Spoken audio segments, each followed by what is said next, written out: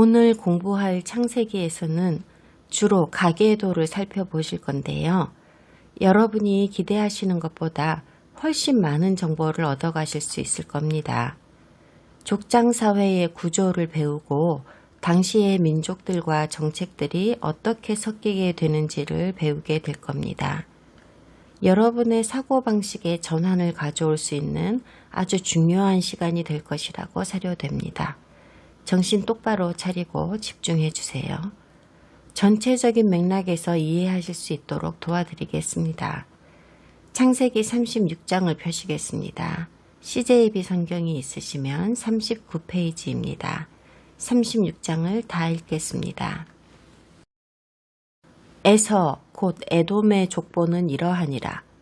에서가 가나안 여인 중 헷족 속 엘론의 딸 아다와 히위족 속 시브온의 딸인 아나의 딸 오홀리바마를 자기 아내로 맞이하고 또 이스마엘의 딸 느바요세 누이 바스맛을 맞이하였더니 아다는 엘리바스를 에서에게 낳았고 바스맛은 르웨를 낳았고 오홀리바마는 여우스와 얄람과 고라를 낳았으니 이들은 에서의 아들들이요 가나안 땅에서 그에게 태어난 자들이더라.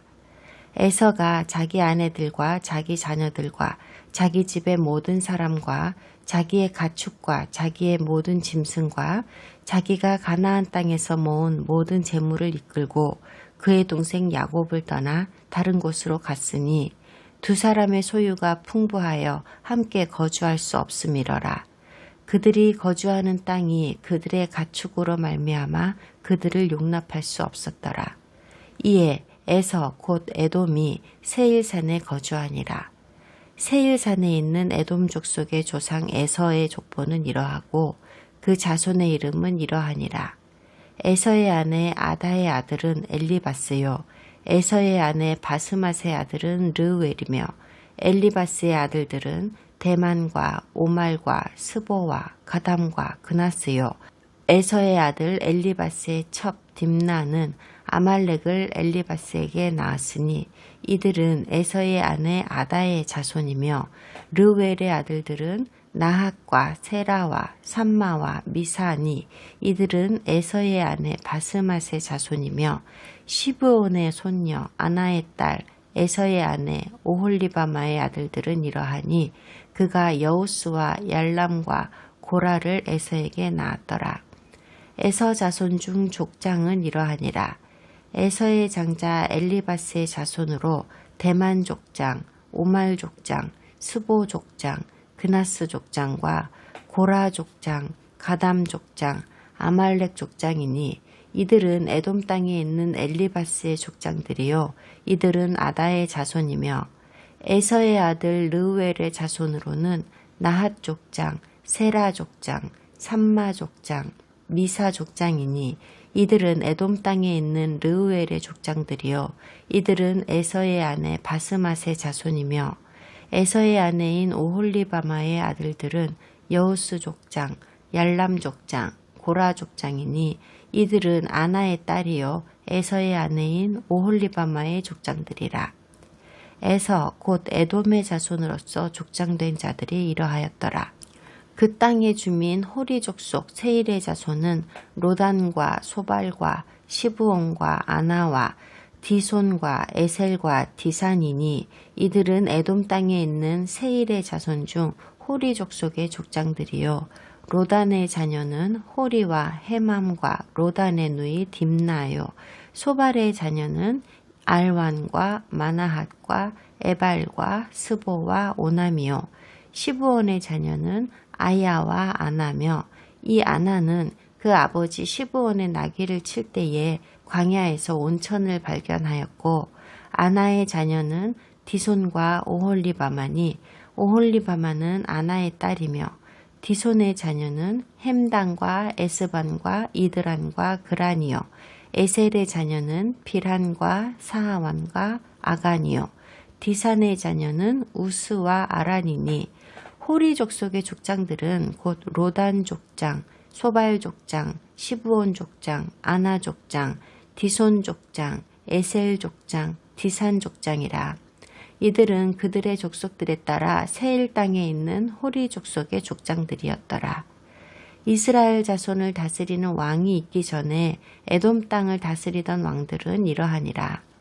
브올의 아들 벨라가 에돔의 왕이 되었으니 그 도성의 이름은 딘하바며, 벨라가 죽고 보스라 사람 세라의 아들 요밥이 그를 대신하여 왕이 되었고, 요밥이 죽고 대만 족속의 땅에 후삼이 그를 대신하여 왕이 되었고, 후삼이 죽고 브닷의 아들 곧 모압들에서 미디안 족속을 친 하닷이 그를 대신하여 왕이 되었으니 그 도성 이름은 아윗이며, 하닷이 죽고 마스레가의 삼라가 그를 대신하여 왕이 되었고, 삼라가 죽고 유브라데 강변 르호봇의 사울이 그를 대신하여 왕이 되었고, 사울이 죽고 악볼의 아들 바알 하난이 그를 대신하여 왕이 되었고, 악볼의 아들 바알 하난이 죽고 하달이 그를 대신하여 왕이 되었으니 그 도성 이름은 바우며 그의 아내의 이름은 무헤다벨이니 마드렛의 딸이요 메사합의 손녀더라.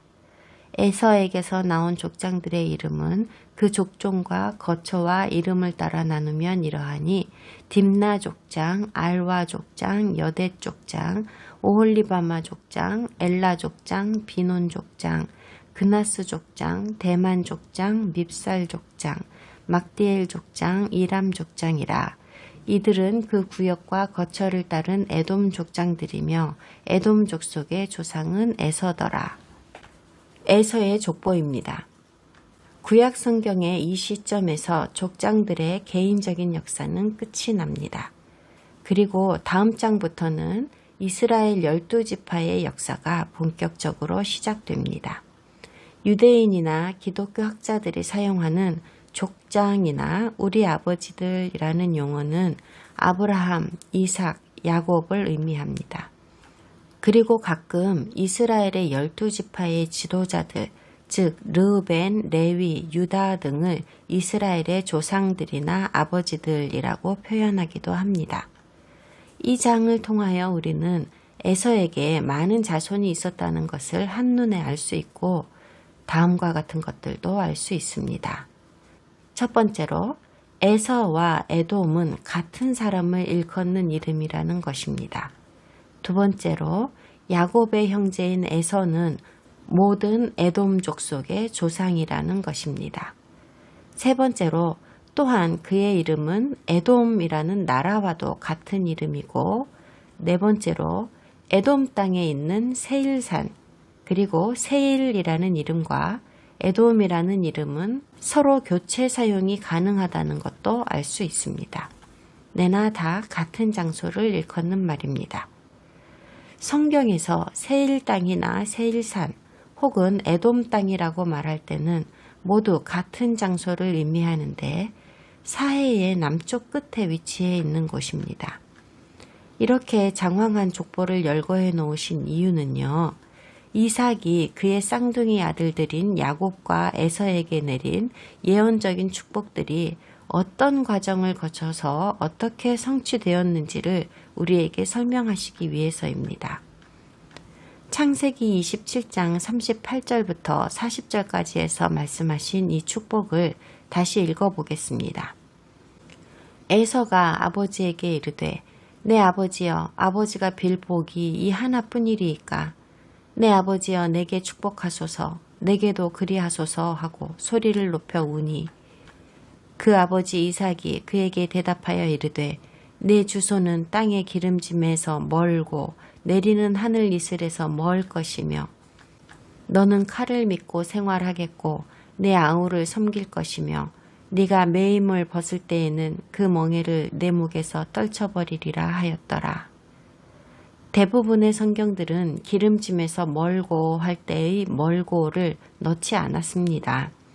에서가 풍요로운 땅에서 살게 된다는 말을 하고 싶어서입니다.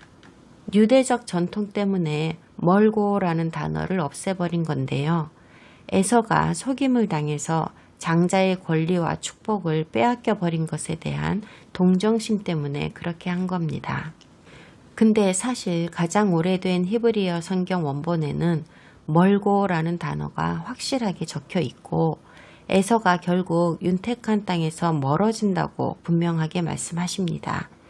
그리고 진짜로 에서는 아라바 사막의 메마른 땅으로 이동해 갔습니다.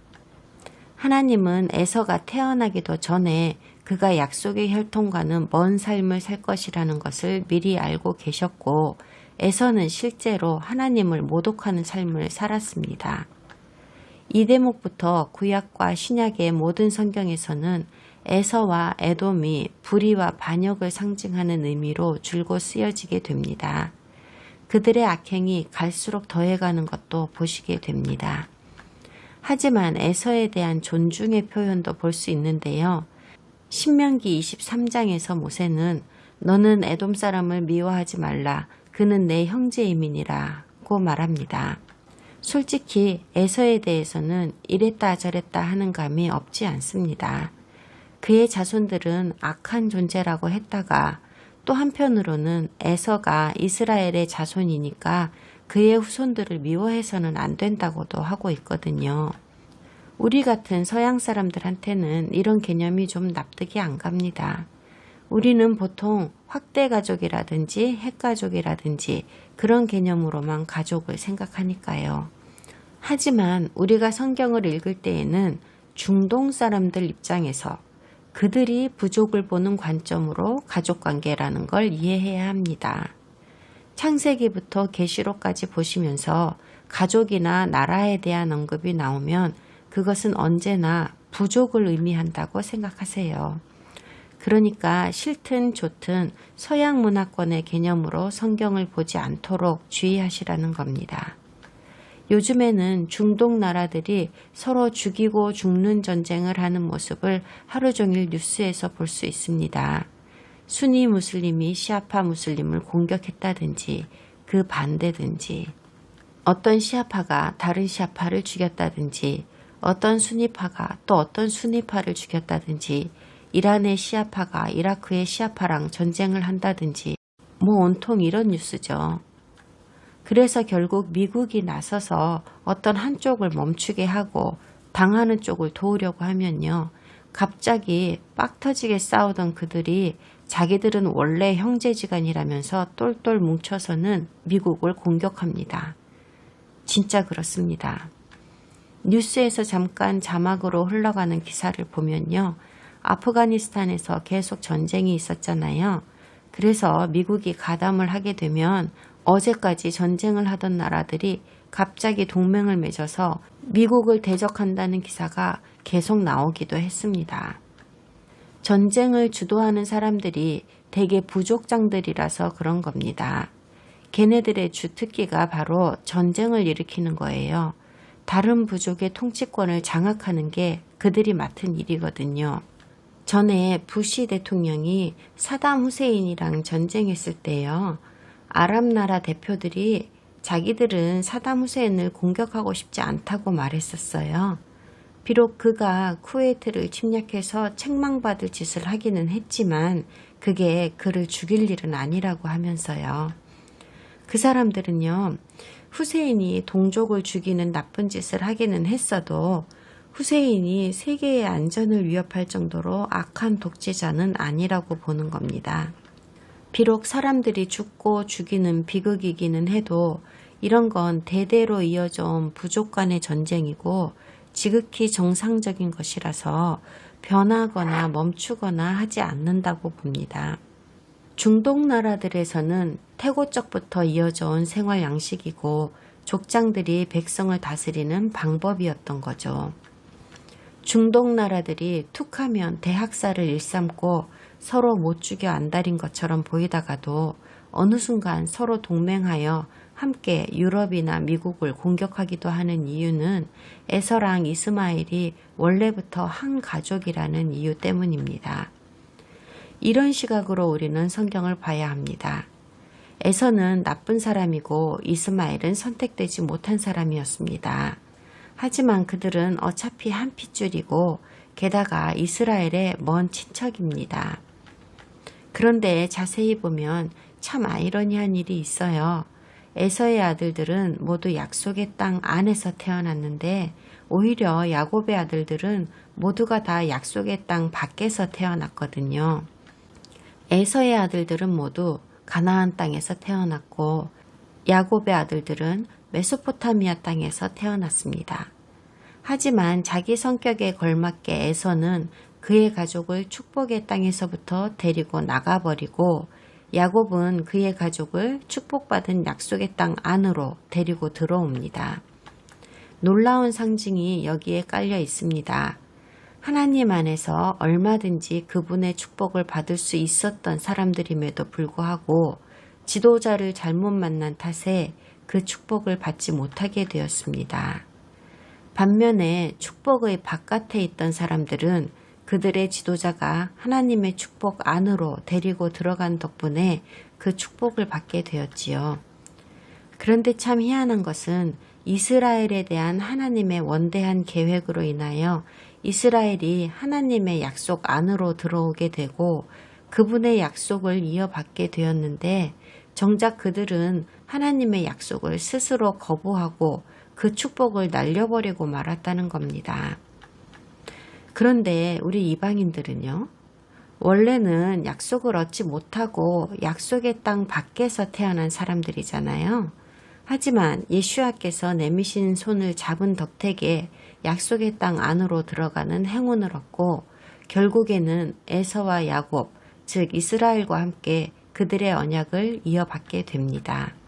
제가 창세기 1장부터 계속 말해오고 있지만 이것이 하나님의 패턴입니다. 그분께서 만드신 패턴이고 지금도 여전히 견고하게 붙들고 계십니다. 계속합시다. 여기 창세기 36장에 에서의 자손들 이름이 많이 등장합니다. 이들은 각자 자기 이름으로 부족들을 창설합니다. 구약성서 뒷부분에 가서 이 이름들을 다시 보실 건데요. 특히 이집트에서 출애굽할 때에 이 이름들이 많이 등장합니다. 근데 먼저 에서의 자손 중에서 38절과 39절에 나오는 바알 하나안이라는 이름을 좀 봅시다. 에서와 그 자손들이 우상 숭배의 반역을 저질렀다는 명확한 증거가 이 이름에 있습니다. 태고적부터 중동의 부족들은 자기 가족이 숭배하는 신의 이름을 따서 사람 이름을 지었습니다. 익숙한 이름인 바알이 보이시죠? 바알은 현재 가나안 언어로 신이 된 그 니므롯이고요. 에서의 자손들이 그 바알을 자랑스러워하며 숭배했다는 증거입니다. 이 족보를 분석하면서 아주 유용한 또 다른 사실을 발견할 수 있었는데요.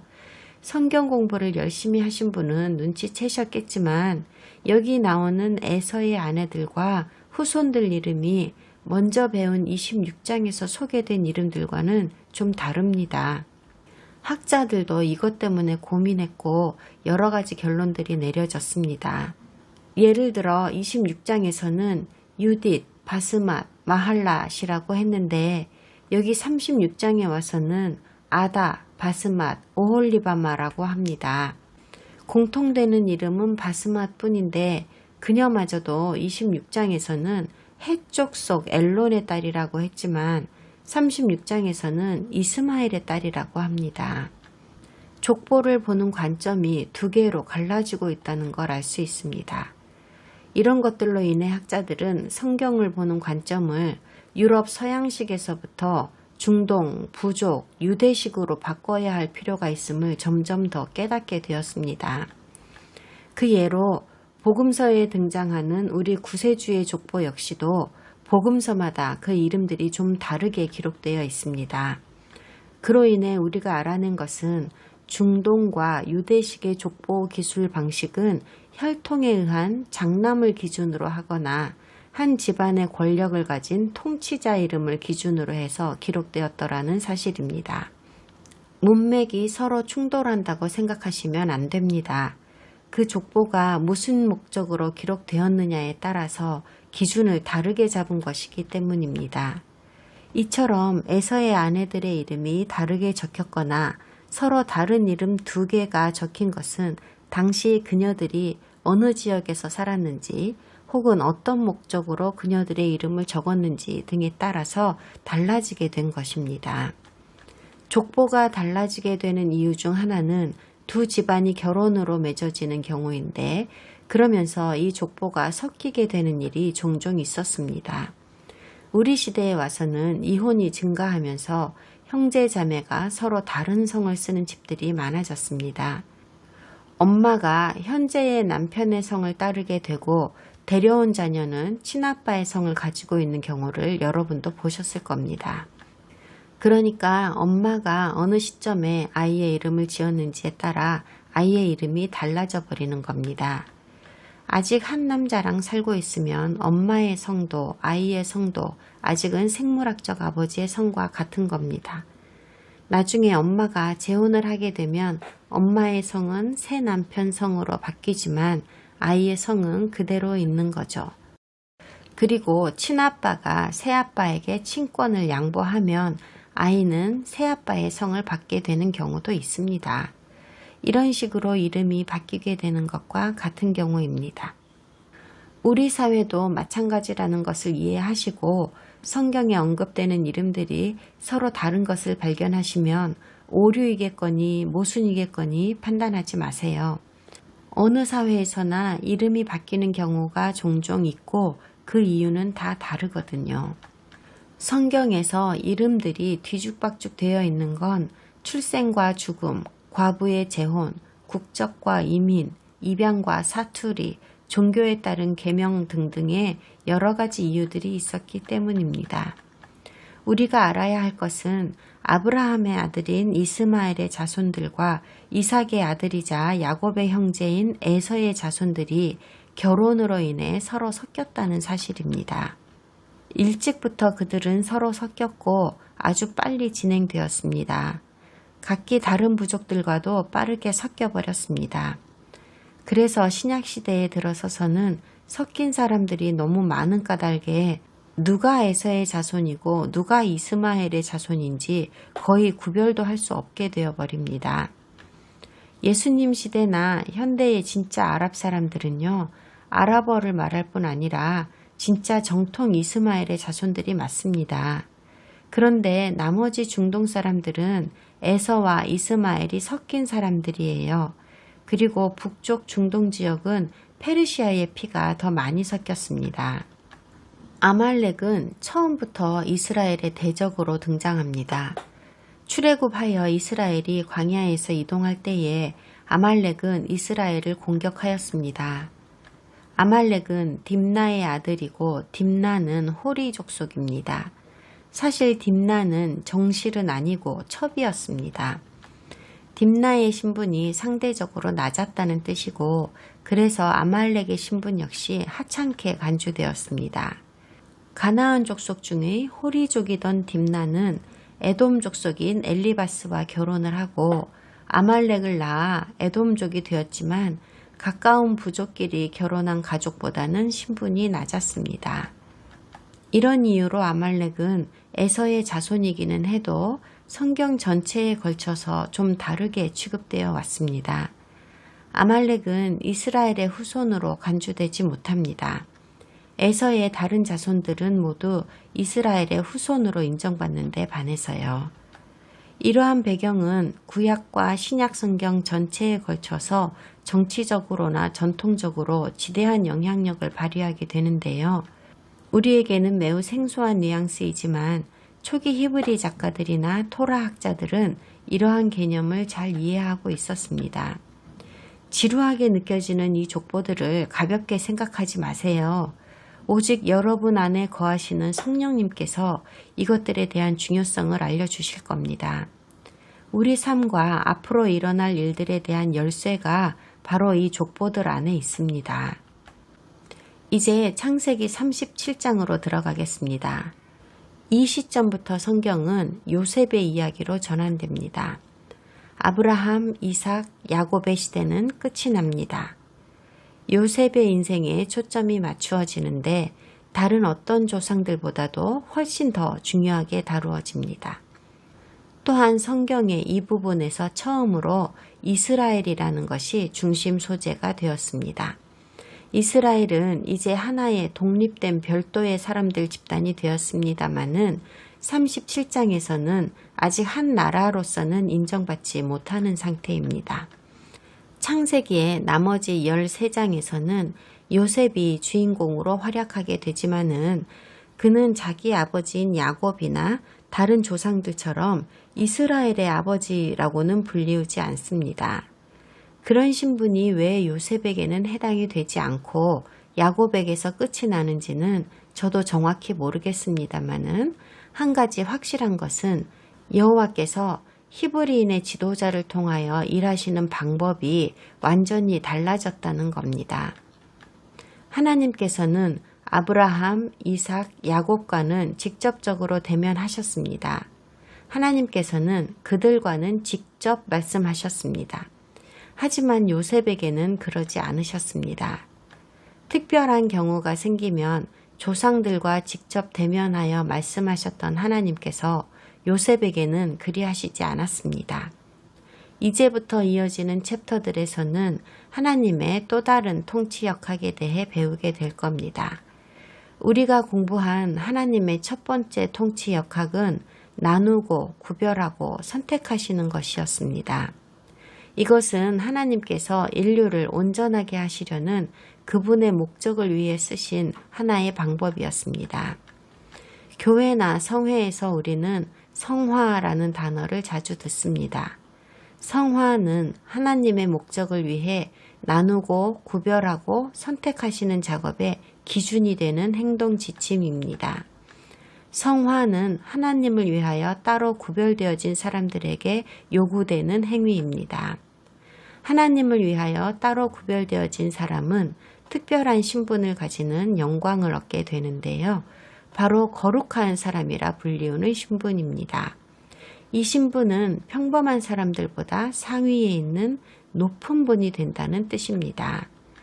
평범하다는 것은 이 세상을 위한 신분이고 거룩하다는 것은 하나님을 위해 구별된 신분입니다. 이스라엘은 하나님을 위해 구별된 거룩한 사람들입니다. 그분을 믿는 신자로서 우리들 역시도 나뉘고 구별되고 선택된 하나님의 자녀이자 그분의 뜻을 섬기기 위하여 성화된 존재가 되었습니다. 여러분은 거룩하다고 선포되었습니다. 그런데 더 정확히는 믿는 자들은 특별히 구별된 하나의 부족과 같은 것으로 이스라엘 중에서 구별된 레위족과도 같은 것입니다. 신약 성경에서 예수님을 믿는 자들은 그분의 제사장이라고 말씀하고 있거든요. 하나님께서 요셉을 통하여 설정하신 이 또 다른 하나님의 통치 역학을 저는 하나님의 섭리, 신의 섭리라고 말할 겁니다. 하나님의 뜻은 우리에게는 전혀 보이지도 않고 알 수도 없습니다. 그러나 우리가 인지하지 못한다 하더라도 사실 우리는 그 중에 일부가 되어 있습니다. 우리 의지로 모든 걸 결정하는 것처럼 보이지만 하나님은 이미 태초부터 인류의 길을 모두 정해 놓으셨습니다. 하지만 그분은 아무것도 하지 않는 것처럼 보일 때가 있습니다. 피조물들이 하고 싶은 대로 하게 내버려 두심으로써 피조물들이 자기 운명을 좀 돌아가게 하시기도 하십니다. 그렇게 하시면서 오히려 그 상황을 그분의 목적을 위하여 이용하시는 분이 하나님이십니다. 그러니 우리가 모르는 사이에 변하지 않는 하나님의 섭리는 발동하고 있었고 하나님은 이 모든 것을 이미 다 정해 놓으셨다는 말입니다. 다른 조상들의 일생에서도 알 수 있었지만 요셉의 이야기는 하나님의 섭리를 똑똑히 눈으로 볼 수 있는 아주 좋은 이야기입니다. 물론 우리는 아주 명확하게 이 모든 이야기의 전개를 알고 있습니다. 하지만 요셉은 자기가 살아있는 동안에 자기 인생에서 일어나는 모든 일들의 의미나 자기의 운명을 전혀 알 수 없었습니다. 그러나 우리는 지금 되돌아볼 수 있는 특권을 얻었습니다. 그들은 그 한가운데를 걸으면서도 하나님의 섭리가 어떻게 발동하는지는 전혀 알지 못했습니다. 하나님의 섭리는 대부분의 경우 인간의 능력으로는 알아차리지 못한다는 것이 가장 큰 특징이니까요. 이제 우리는 하나님의 두 가지 통치 역학을 알아냈습니다. 하나는 나누시고 구별하시고 선택하시는 것이고요. 다른 하나는 보이지 않는 하나님의 섭리가 모든 인류에게 발동되고 있다는 것입니다. 성화라는 단어와 하나님의 섭리라는 단어를 기억하시면서 요셉의 일생에 대해 살펴보겠습니다. 창세기 37장을 펴시죠. CJB 성경이 있으시면 41페이지입니다. 야곱이 가나안 땅, 곧 그의 아버지가 거류하던 땅에 거주하였으니 야곱의 족보는 이러하니라. 요셉이 17세의 소년으로서 그의 형들과 함께 양을 칠 때에 그의 아버지의 아내들 비라와 실바의 아들들과 더불어 함께 있었더니 그가 그들의 잘못을 아버지에게 말하더라. 요셉은 노년에 얻은 아들이므로 이스라엘이 여러 아들들보다 그를 더 사랑하므로 그를 위하여 채색옷을 지었더니 그의 형들이 아버지가 형들보다 그를 더 사랑함을 보고 그를 미워하여 그에게 편안하게 말할 수 없었더라. 요셉이 꿈을 꾸고 자기 형들에게 말하매 그들이 그를 더욱 미워하였더라. 요셉이 그들에게 이르되 청하건대 내가 꾼 꿈을 들으시오. 우리가 밭에서 곡식단을 묶더니 내 단은 일어서고 당신들의 단은 내 단을 둘러서서 절하더이다. 그의 형들이 그에게 이르되 네가 참으로 우리의 왕이 되겠느냐? 참으로 우리를 다스리게 되겠느냐 하고 그의 꿈과 그의 말로 말미암아 그를 더욱 미워하더니 요셉이 다시 꿈을 꾸고 그의 형들에게 말하여 이르되 내가 또 꿈을 꾼즉 해와 달과 11별이 내게 절하더이다 하니라. 그가 그의 꿈을 아버지와 형들에게 말하매 아버지가 그를 꾸짖고 그에게 이르되 네가 꾼 꿈이 무엇이냐? 나와 네 어머니와 네 형들이 참으로 가서 땅에 엎드려 네게 절하겠느냐? 그의 형들은 시기하되 그의 아버지는 그 말을 간직해 두었더라. 그의 형들이 세겜에 가서 아버지의 양떼를 칠 때에 이스라엘이 요셉에게 이르되 네 형들이 세겜에서 양을 치지 아니하느냐? 너를 그들에게로 보내리라. 요셉이 아버지에게 대답하되 내가 그리하겠나이다. 이스라엘이 그에게 이르되 가서 네 형들과 양떼가 다 잘 있는지를 보고 돌아와 내게 말하라 하고 그를 헤브론 골짜기에서 보내니 그가 세겜으로 가니라. 어떤 사람이 그를 만난즉 그가 들에서 방황하는지라 그 사람이 그에게 물어 이르되 네가 무엇을 찾느냐? 그가 이르되 내가 내 형들을 찾으오니 청하건대 그들이 양치는 곳을 내게 가르쳐 주소서. 그 사람이 이르되 그들이 여기서 떠났느니라. 내가 그들의 말을 들으니 도단으로 가자 하더라 하니라. 요셉이 그의 형들의 뒤를 따라가서 도단에서 그들을 만나니라. 요셉이 그들에게 가까이 오기 전에 그들이 요셉을 멀리서 보고 죽이기를 꾀하여 서로 이르되 꿈꾸는 자가 오는도다.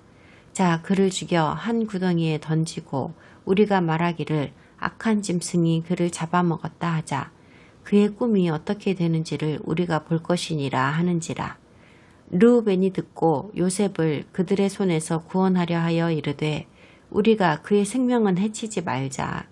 르우벤이 또 그들에게 이르되 피를 흘리지 말라. 그를 광야 그 구덩이에 던지고 손을 그에게 대지 말라 하니 이는 그가 요셉을 그들의 손에서 구출하여 그의 아버지에게로 돌려보내려 함이었더라.